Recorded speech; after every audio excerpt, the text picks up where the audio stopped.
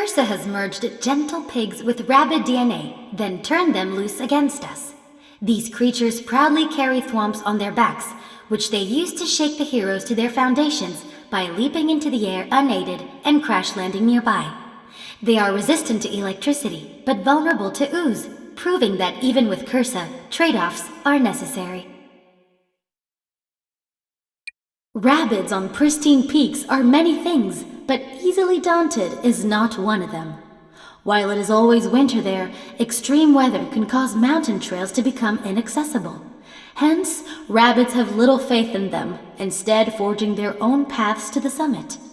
Even a visit to Madame Bois-Strella's is uncertain, a place with a reputation for informing customers that they are doomed year-round. The Rabbids' frenetic creativity prompted them to make secret playgrounds for themselves on every planet they inhabit. Unfortunately, any pains they took to hide them were ineffective against Cursa. Fortunately, a less than scrupulous merchant, SalesBot 9.99 plus TX, sells its own custom-made keys to unlock them, payable only with a localized and untraceable currency, planet coins. Do I appreciate the classical beauty of the Winter Palace? I believe so. Its intricate exterior is duly impressive. Its main keep is flanked by 2 great wings, protected by labyrinths, secret passages, and more. Most impressive is the Winter Palace Library, curated by Telesio, a descendant of the palace's original owners. He restricts access to the library with an ingenious mechanism. We met a curious figure in Captain Orion, the de facto warden of Pristine Peaks, after we crash-landed there in his ship.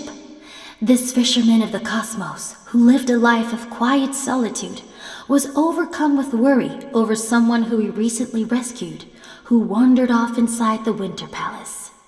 How do bioforms create attachments so quickly? It seems as much of a curse as a blessing. The natural splendor of the mountain of Pristine Peaks casts a large shadow over the planet, including the Winter Palace, a smaller but no less ambitious monument to its creators. A thermogravimetric analysis of its exterior reveals that the star-shaped iconography, as well as the rabbit ears adorned with crowns, were added more recently, possibly by a rabbit attempting to show its devotion to Rosalina. This latest mutation of Cursa's has been integrated perfectly into the environment on Pristine Peaks, a cunning and aggressive predator that works to immobilize its prey by getting in close and freezing it still. Even in defeat, it is a threat, launching a final, glacially charged explosion that chills to the bone all heroes within reach. As one would expect, it is especially vulnerable to fire. Cursa's cunning is endless. If I were not an AI, my studies would quickly give way to emotion. These long-range threats climb quickly to high elevations to achieve tactical advantages and make use of a special attack triggered by movement. They have a sensitivity to fire, but are well protected against frostbite-charged attacks. Today we encountered a bioform more terrible than any of Cursa's minions thus far, a spark hunter named Midnight. An analysis revealed that Midnight is the result of a merge between rabid DNA and a cold mist during the dead of night that chills one to the bone. The combination is cunning, alluring, and highly treacherous.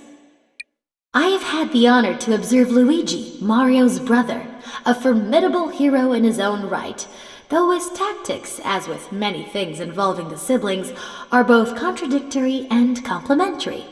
Luigi thrives when striking from long range behind cover. He also has a special ability that allows him to attack reflexively at the slightest hint of movement that catches his eye, even at long distances. Rabbid Peach is thought by some to be self-absorbed due to her dedication to self-portraiture, yet no one is more effective at healing other heroes, and her self-described diva personality belies her sheer offensive power. In particular, an attack that launches a sequence of 3 powerful sinking shots, which have a 100% hit rate versus enemies, even when they're behind partial cover.